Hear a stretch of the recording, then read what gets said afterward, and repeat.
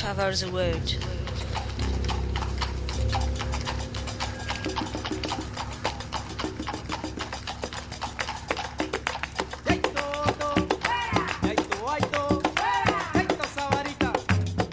World music.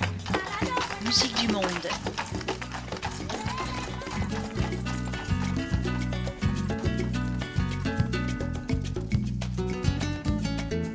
La roulotte musicale.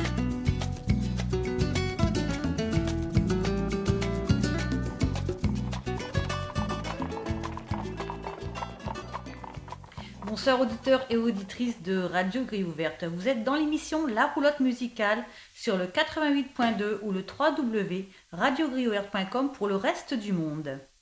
Ce soir, je vous invite à découvrir un artiste anglais. Il a débuté sa carrière à Bristol dans le groupe de rock Clayton Tube pendant 8 ans en écumant les scènes d'Europe avec Pearl Jam, Ozzy Osbourne, Soundgarden, The Cult et bien d'autres. Compositeur, claviériste, ingénieur du son, coproducteur, producteur, aujourd'hui il vit en France et vous propose d'écouter son album intitulé Desire. Cet artiste c'est Richard Williams. Hi Rick, I'm very happy to have you on my show on Radio Grille Ouverte. Full pleasure, madame. Before talking about your album, I would like to quickly go back over your music career in England. Can you speak about your band Clayton Tube? Clayton Tube. We're a 5-piece rock band from Bristol. We were together for 8 years. We had 2 record deals, major record deals. We made 2 albums. We toured the world. We discovered bands like Pearl Jam, the KLF and Terrorvision, and we went on quite a journey with it. Okay, so you was the keyboard player? I was the keyboard player, co-writer and backing singer. Okay, and sometimes all the musicians compose in fact in Spain? Yes, we wrote the music as a 5-piece. The lyrics are written by the singer.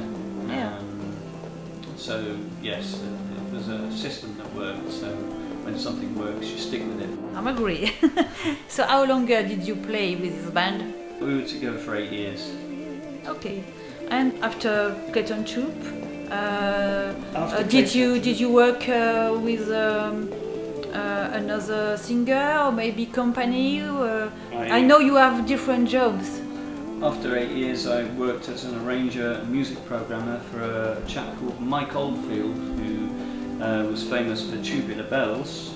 I was a studio arranger and composer for many different artists. Madonna, not Maradona. No, Madonna. It's not the same. No, I not know quite. you like football. Madonna doesn't use her hand. So anyway, I wrote for lots of different people. Then I ran a rehearsal complex in Camden Town in London, which became a spiritual home for Amy Winehouse. Oh.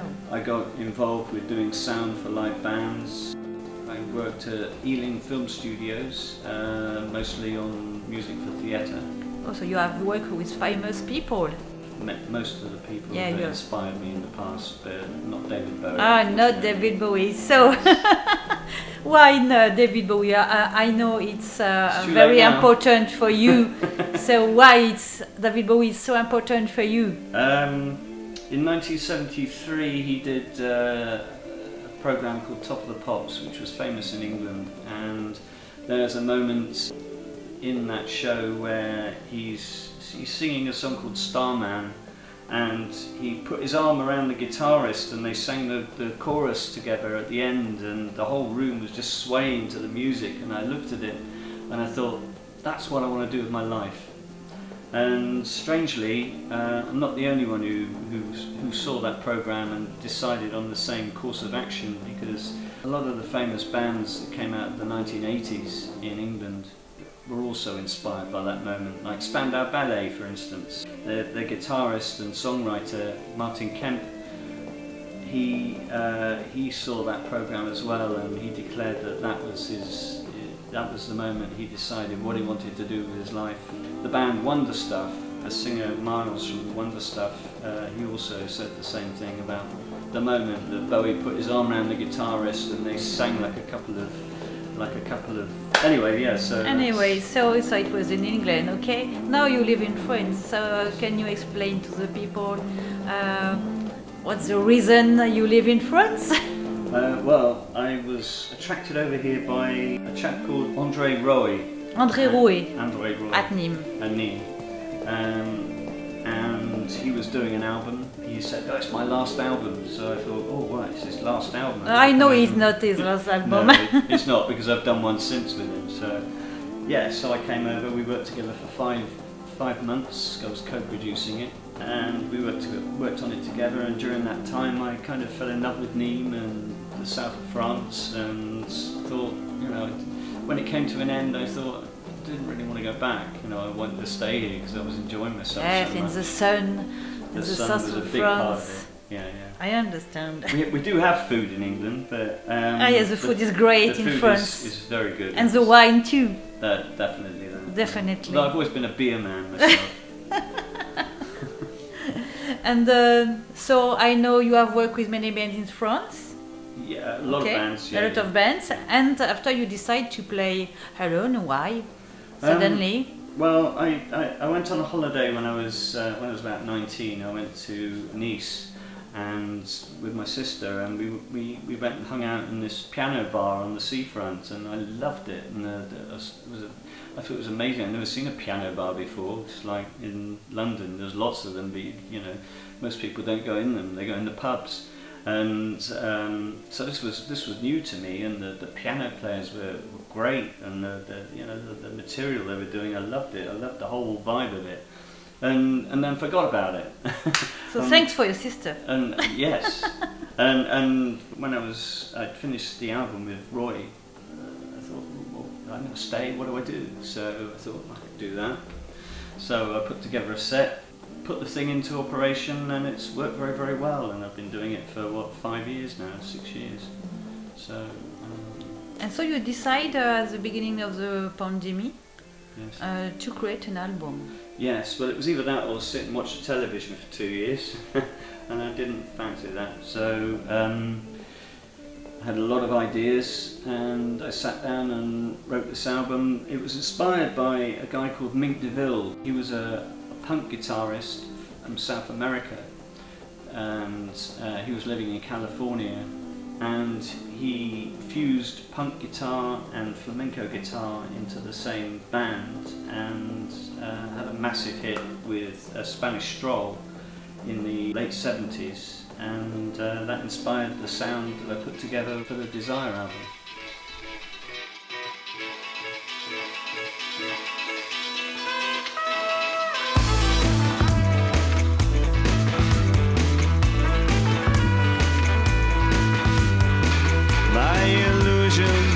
I'm not drinking, only floating on the feeling.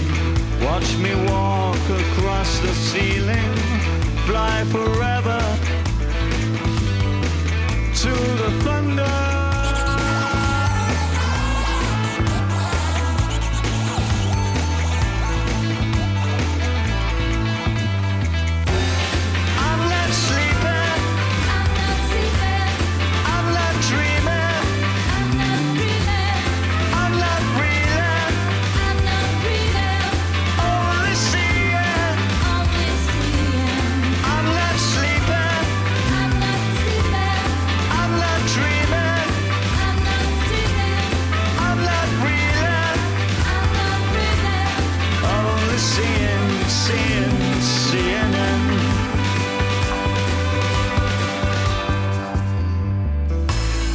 Step two, follow the other.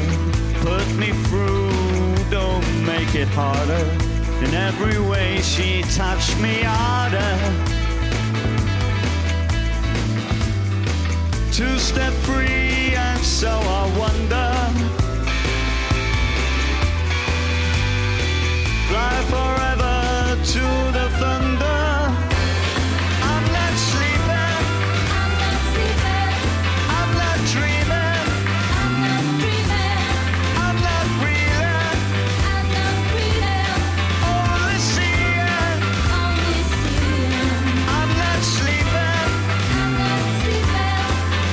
Dreaming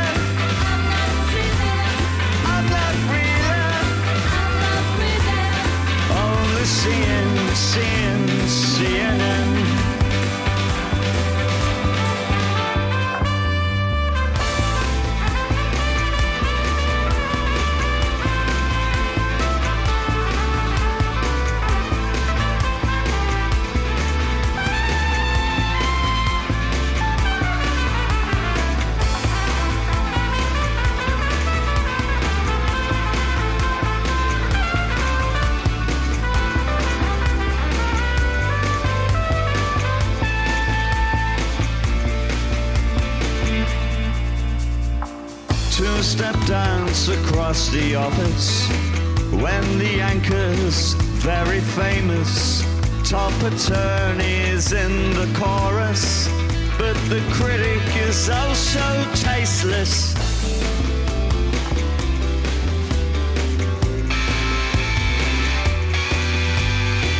Fly forever to the thunder. I'm not sleeping. I'm not sleeping. I'm not dreaming. I'm not dreaming. I'm not breathing. I'm not breathing. Only seeing. Only seeing. I'm not sleeping. I'm not sleeping. I'm not dreaming. I'm not dreaming. I'm not breathing. I'm not breathing. Only seeing, seeing, seeing.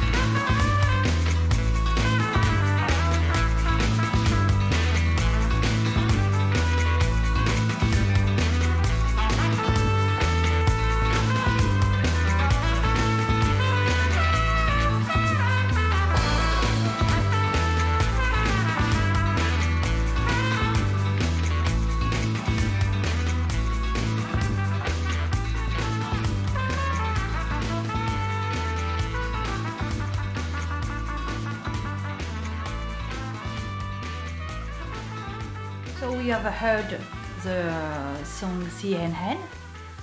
Would you like to explain, Rick, what's the essential message of the song? The message of the song, it's a celebration of the coming together of art and finance, and the two have been very good bedfellows since the 1950s, because one can't live without the other. You can't put a band on the road without lots of money. You can't put on an exhibition of art without money to pay for the premises. Everything that you do that is creative costs money to come about. And so it's a celebration of that, but it's written in the style of the TV series Ally McBeal, where a business company or a legal firm encourages and seeks affiliation with the entertainment industry. For the entertainment industry, that's about coming together of art and finance, but for the business sector, it's about glamour, it's about reflected glamour. They see the entertainment industry as, and the two are attracted to each other like moths to the light. Is it your experience? Yes, I worked Yeah. in the legal profession in London for about 10 years. I saw a lot of it there. There were many different things. The boss of my company, for instance, had Muhammad Ali's gloves in the corner of his office, and pictures on the walls signed pictures on the walls of all sorts of people. So he was addicted to it. They all are. They're addicted to the entertainment industry. I would like to introduce another song called The Rooster.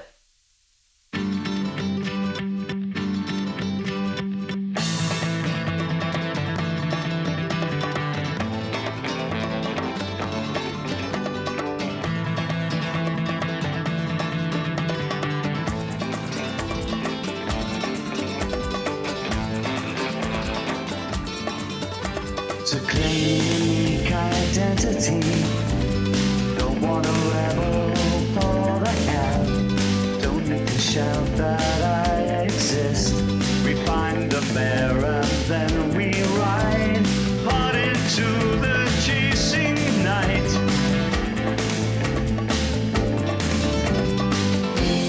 We're only filling in before our time, waiting for the moment and all the right components. I'll be a starship trooper,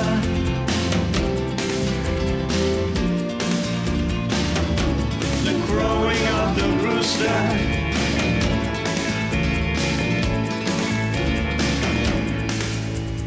All our hopes and our sweet dreams are vanities and shallow screams. I have become a destroyer of worlds, yet tomorrow flag of fur, fulfilling others' expectation, pandering to their sensation, suffering their bad foundation, sad about hypocrisy. We're only filling in for our time, waiting for the moment and all the right components. We're only filling in for our time, hoping for a future, the crowing of the rooster. Spectre Ridge and Alertine, you're taking it away from me. Resistance to a change, what helped it all to fly? Giving it energy will get us high, but I'm too late to rearrange.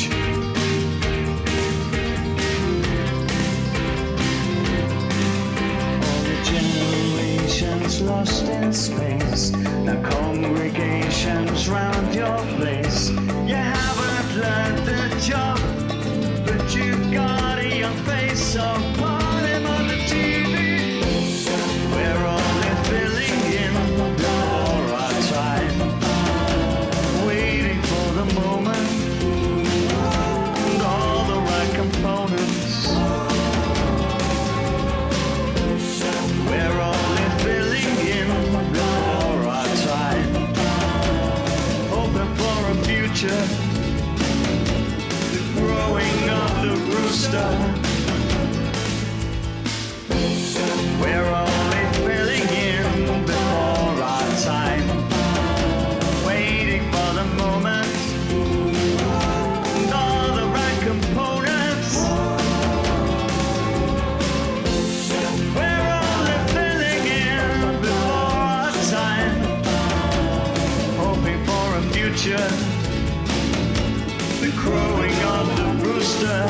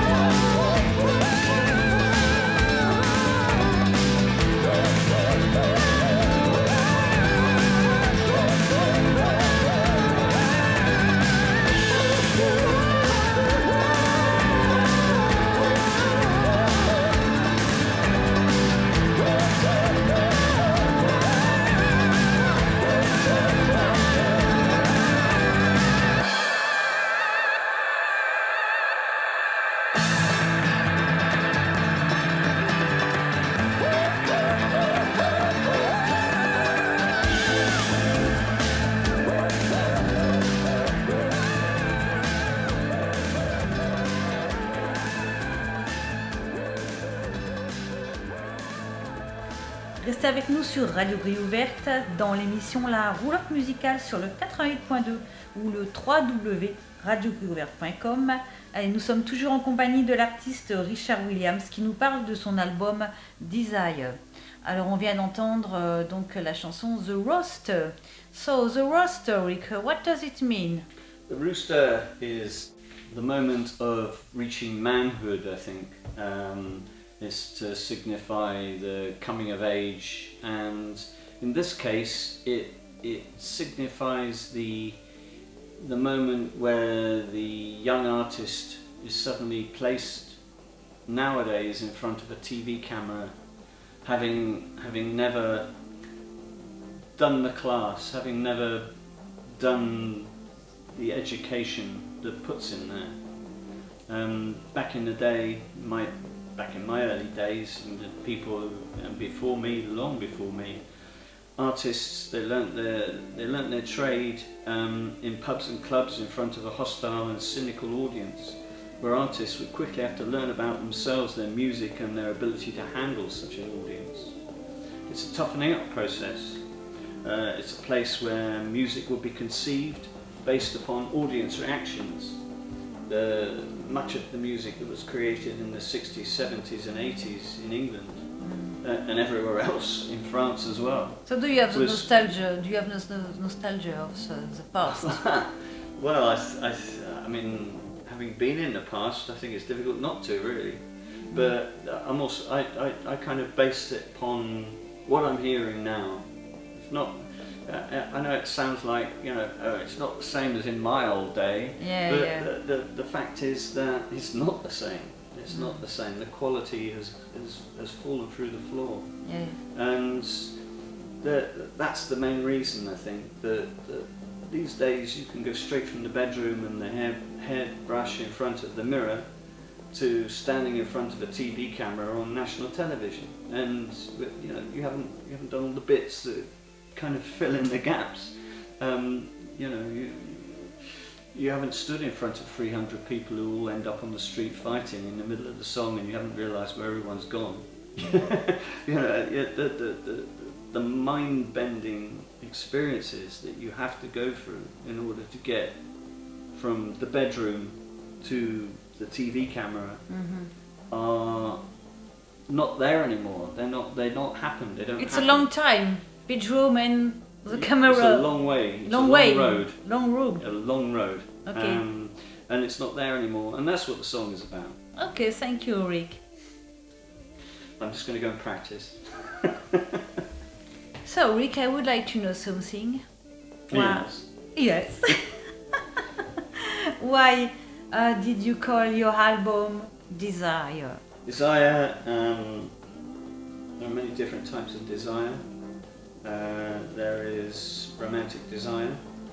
There are 2 or 3 romantic songs on the album. There's also another type of desire, which is greed. There are 2 or 3 political songs on the album. There's a song about the greed of the oil companies. There's a song about desire of art against business, business against art. So there are many different types of desire.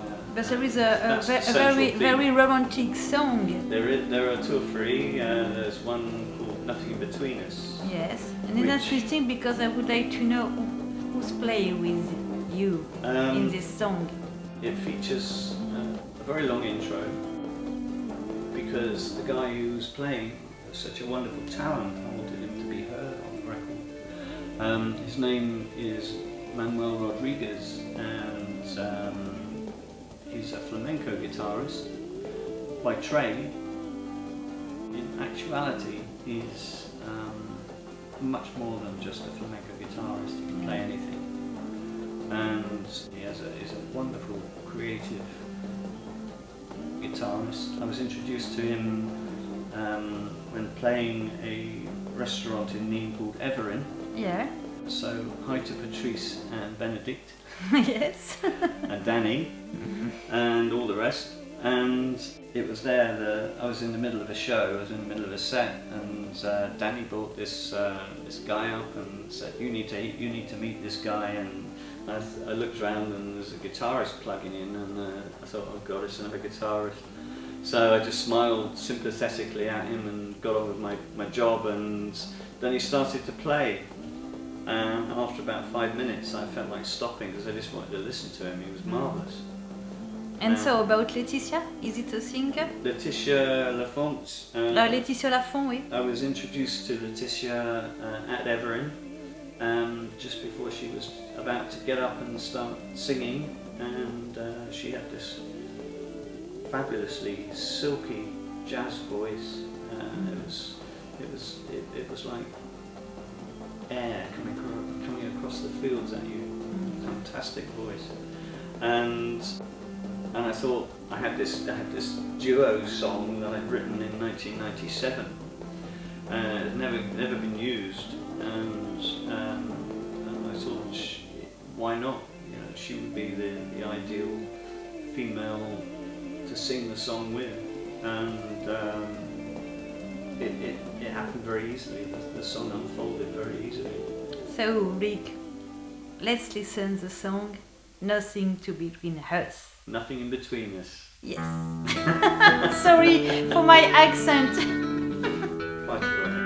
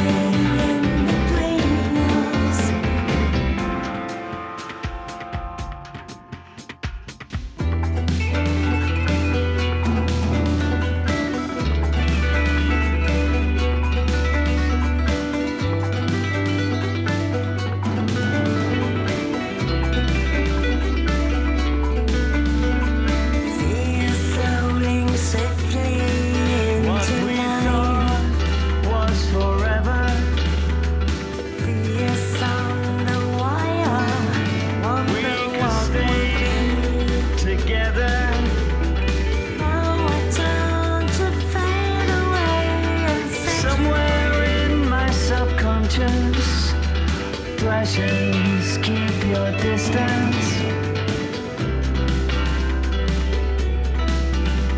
The inner flame that flickers as the flame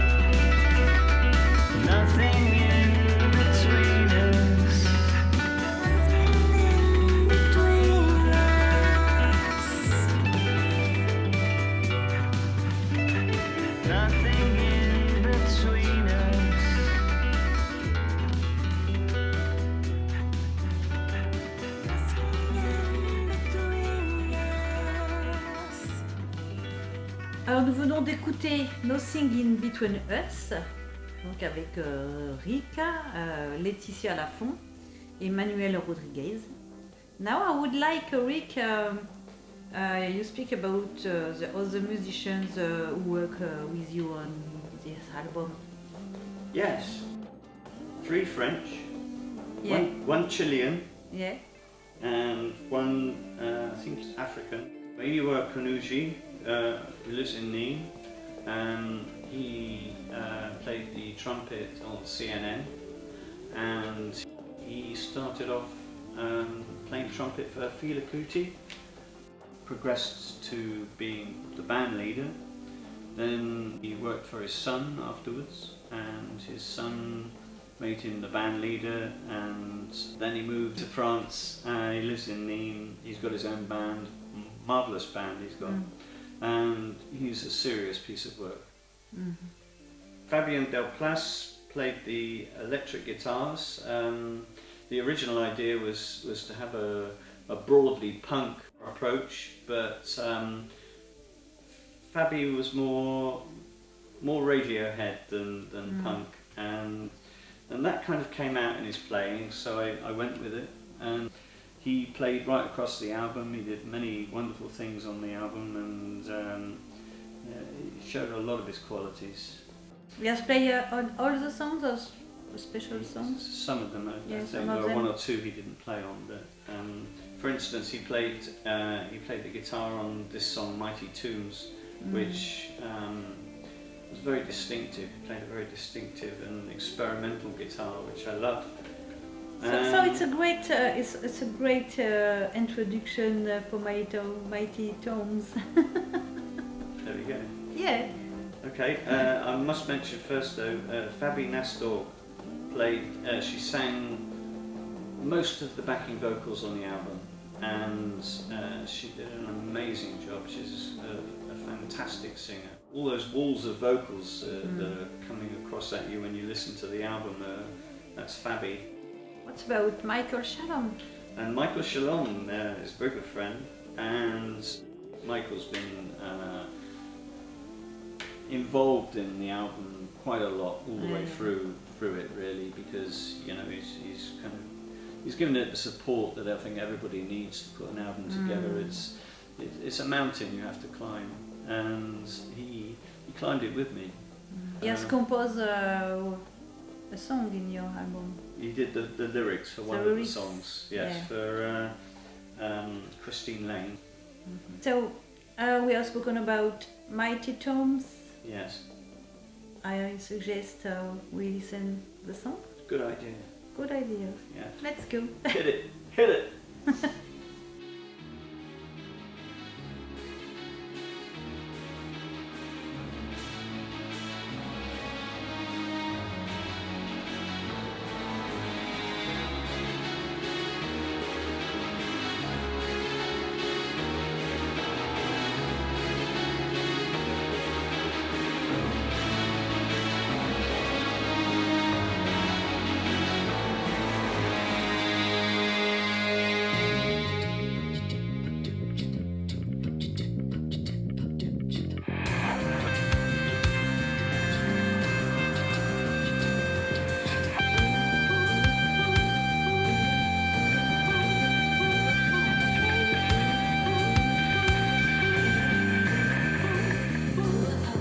Deliver me from my mind's disquiet, set me to my life's desire.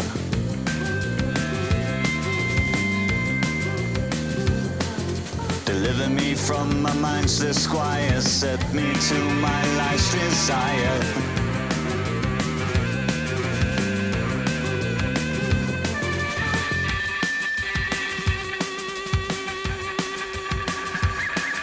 I want to hold my head high, higher than the triumphs of my wildest dreams.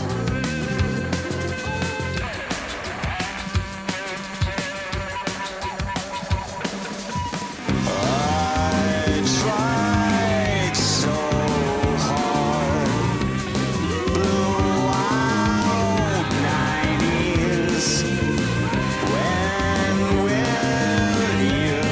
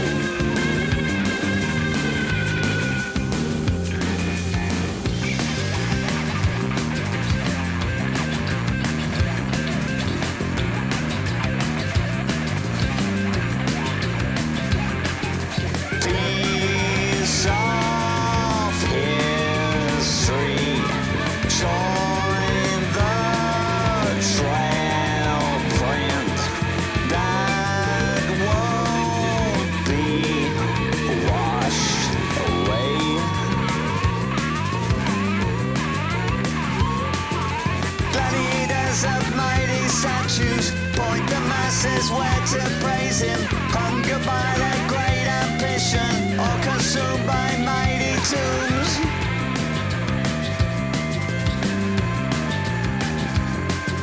Deliver me from my mind's disquiet, set me to my life's desire. Restez avec nous sur Radio Grille Ouverte dans l'émission La Roulotte Musicale sur le 88.2 ou le www.radiogrilleouverte.com. Allez, on continue l'émission en compagnie de l'artiste Richard Williams qui nous parle de son album Desire. Et donc là, on vient d'écouter Mighty Tombs. Je crois que je le dis très mal, mais il va le dire. Repeat, Rick, the title of this song. Mighty Tombs? Yes, Mighty Tombs. Yes. So what's the story of Mighty Tombs? It's a very strange story, no? In Leicester, the town of Leicester in Middle East England, they discovered under a car park the bones of King Richard III, who was buried there in 1485. The song is a tribute to the last English king to be killed in battle, and it's got nothing to do with the fact that I'm also called Richard, but that's the story. Is it because you have the same name? Richard? No? No. No, it's a joke. I wouldn't want to be him, I don't think. So, Rick, where can we listen and buy your album? If you go to Spotify on the internet and you put Rick Williams Desire into the search engine of Spotify, then it will take you to my album. Okay, and we can buy your album when you play gigs in the area? Absolutely. Yeah. If you come to a gig, you will not only get to buy the album, you can have it signed if you want, and you will get to meet me, and it would be nice to meet you. Anyone who comes, it's always nice to meet someone who takes an interest in what you do. And, you know, Et it would donc, be nice. tu es au Templier en Duze, donc tous les samedis du 2 juillet au 3 septembre. Tu seras le 6 juillet à la Fabrique à Sommières, le 22 juillet à l'Evring à Nîmes, le 10 août à la Fabrique de Nouveau à Sommières, le 9 septembre au Pradé, et puis d'autres dates de toute façon vont arriver. Rick, I have a question. Go for it. Yeah, so during your gigs in France, people say that you are a real jukebox. Is it true? Human jukebox. Yeah. No, I'm not a machine. It's something I've got used to playing in England, where they like to hear the music, and I think when you talk between songs, I think you have to earn the right. I've always felt that, you know, that you have to earn the right to speak, because people won't listen otherwise, for one thing. And for another thing, maybe they don't need to listen, you know, maybe they want to have a conversation between them. So they just want to hear the music. And that's fine, you know, if I do have something to say, then I say it. If there's a moment, then I take it. But I don't have long conversations, because for one thing, and there aren't that many people in my audiences who actually understand what on earth I'm talking about most of the time. Okay, so what's the next one we can hear now? 2020 Vision. Okay, 2020 Vision. Thank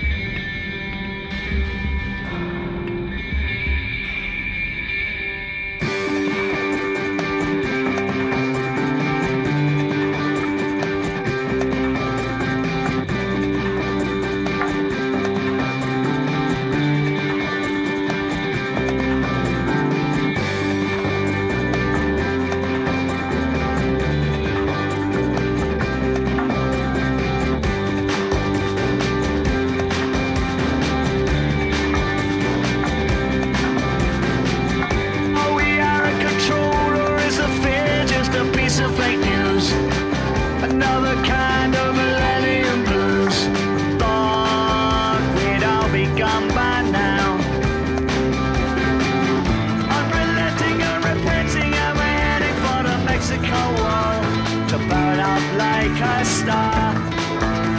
A grand explosion in the primal sky.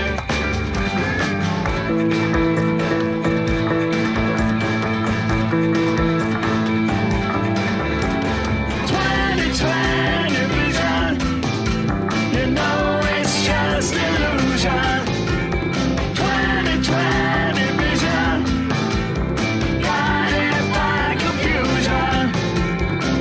Send your tired and your huddled masses to the wolf next door. It doesn't matter if the value of life is falling to the floor. Getting closer to the end of days, and some might say it's long overdue. Like the blue touch paper, I'm retired to a different world. Where is a soldier who cares what his president says? Unforgiving, unbelieving, finger pointing, but it's never a Jew. Democratic is a point of view, but our polls are reversed.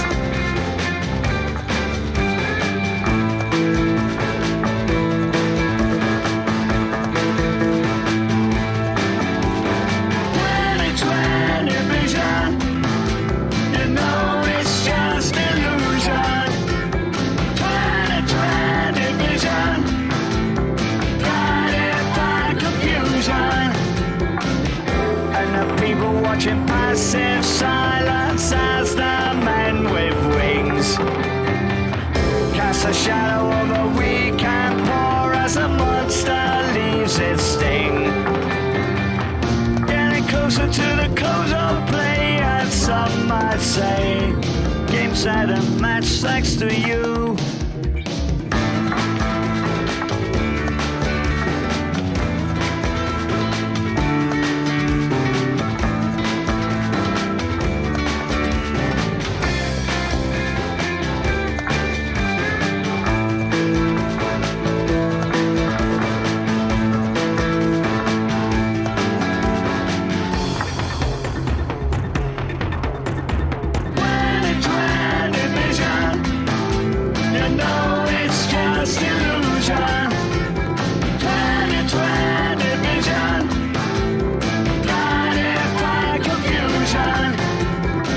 So you sit with a Bullingdon boy when the bully is better than you.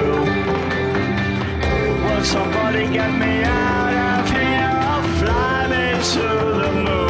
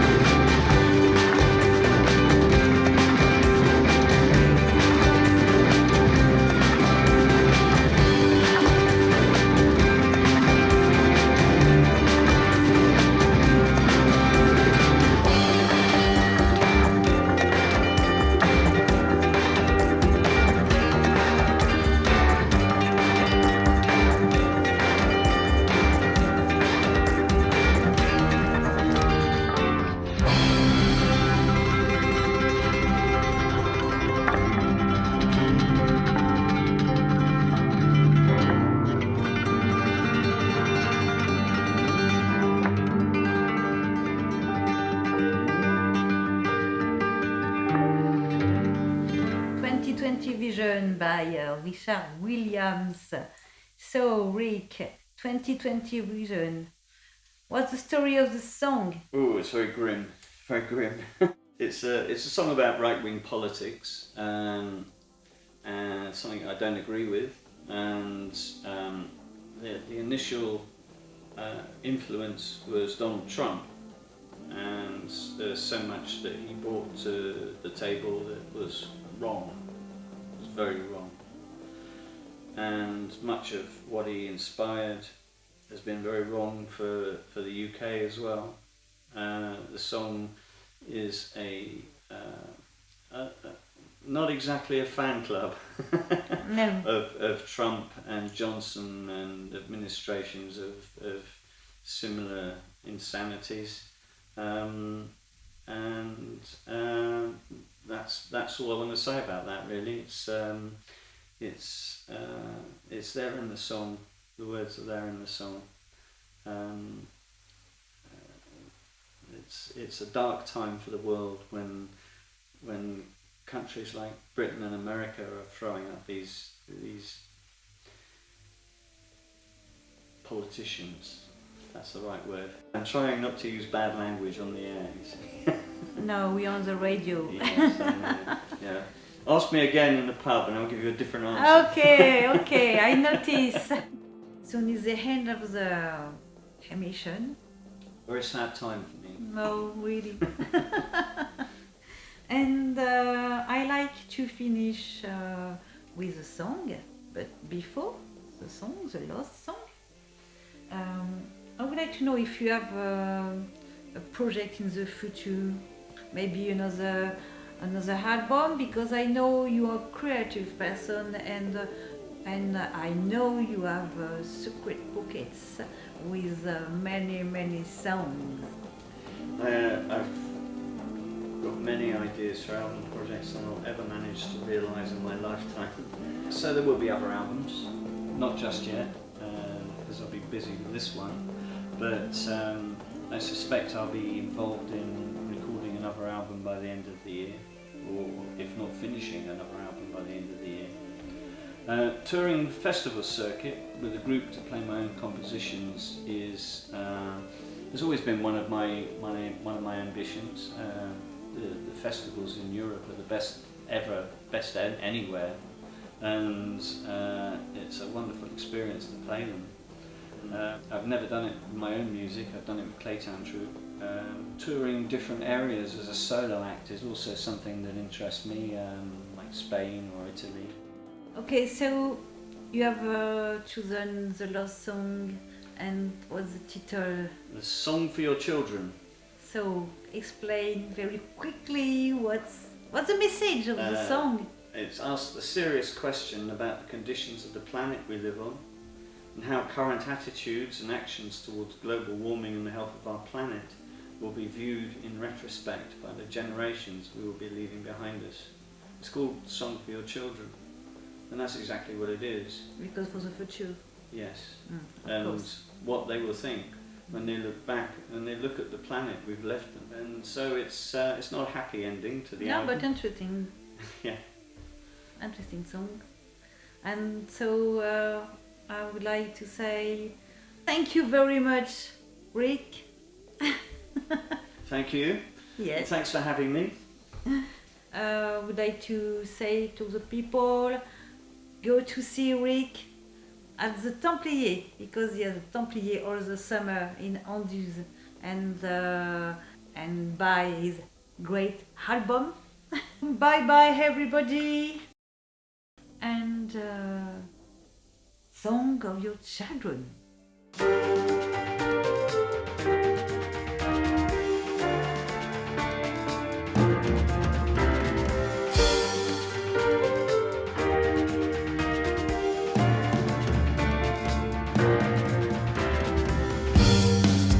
Another day, looking at the vortex that's arrived on you.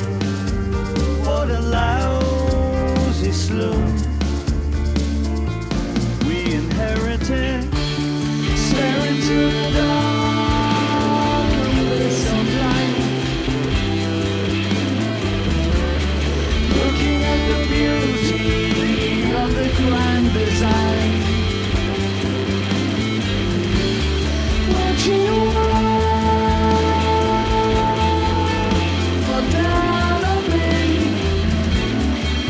Another psychodrama in our lives.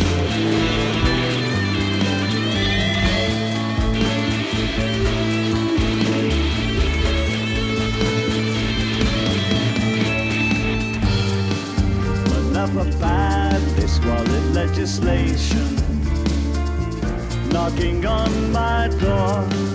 To be an adult must be such a bore. Let them take it away, stare into the dark abyss of light, looking at the beauty of the grand design, watching a world go down on me,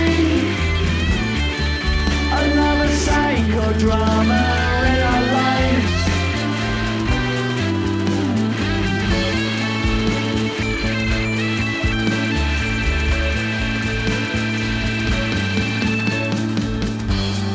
Falling for the buzzword in a trusting nation. Think of what's been taken, lusting of the power. What you do with life has a price to pay.